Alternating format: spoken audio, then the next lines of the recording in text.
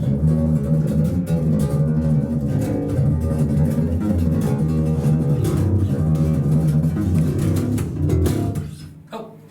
this is Aaron Chase here from Cycle of Ruin. Just kind of go over a little bit of what I play, some of my setups, how I like to do things when I'm out playing live. This exact same setup that I use when I play out, I like to kind of keep it simple. I rehearse how I play live, and I play live how I rehearse. That way I know exactly how to set it up, tear it down. I don't have the privilege of roadies, so I like to have it all straight for myself. I do play the Ampeg. I'm a big Ampeg fan. Ampeg SVT7 Pro series. It's a 1,000 watt head. I keep most of my settings pretty, I like a bright poppy bass, so I keep my about 9 o'clock for my bass and my treble. I like a lot of highs mixed in with my lows. We are a 3-piece band, so I always keep that in mind when we're playing. When we record, Corey, he'll put in some rhythm and he does the leads and all that together. But when we're playing live, it's just 2 guitars, so I try to make sure my bass pops through and kind of a little Pantera snarl kind of thing. I really like that with Rex Brown, his setup.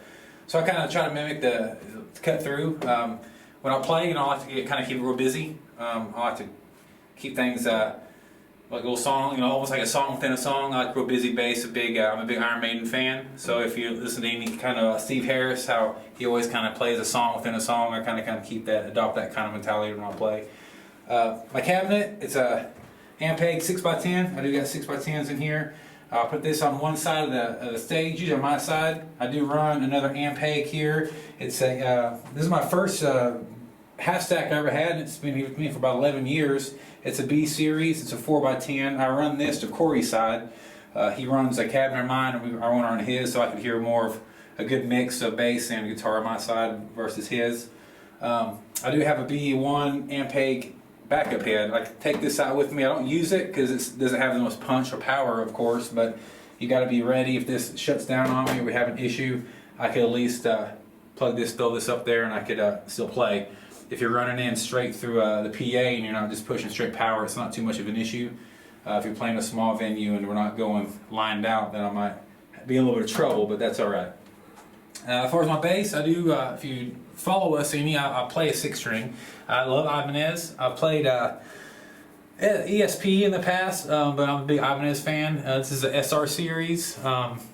6-string, I don't have anything wrong. I don't have anything against a 5-string or a 4-string bass, but as I've stated, since we are a 3-piece band, a 6-string just gives me a little bit more advantage of creativity. I do have a low B and an extra high C here, so I do a lot of bass fills. I do a lot of busy work. I like busy bass.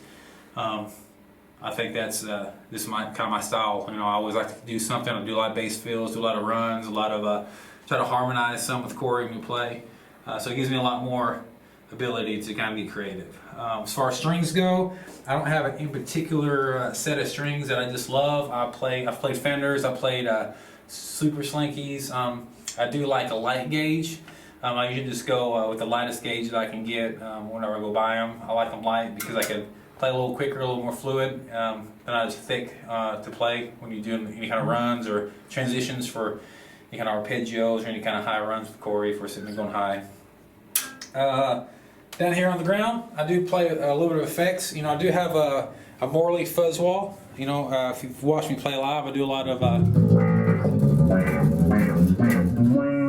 do like to do a little bit of things to cut through if Corey's playing something and I want to have a little background filler, or like during solos, if he's soloing and I'm doing a little bit of driving part, I might have a little cut through a wall through.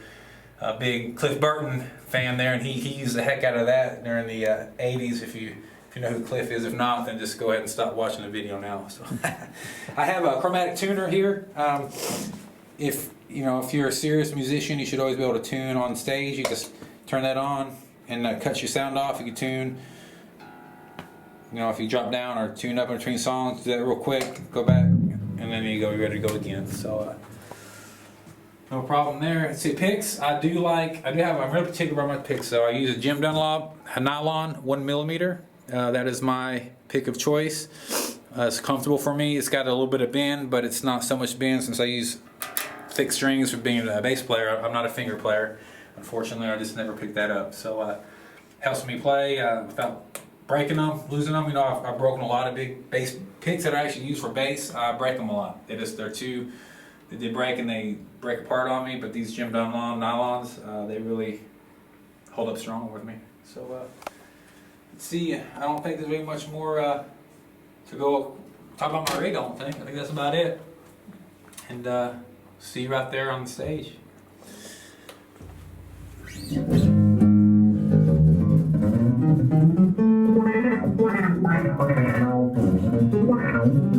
Wow.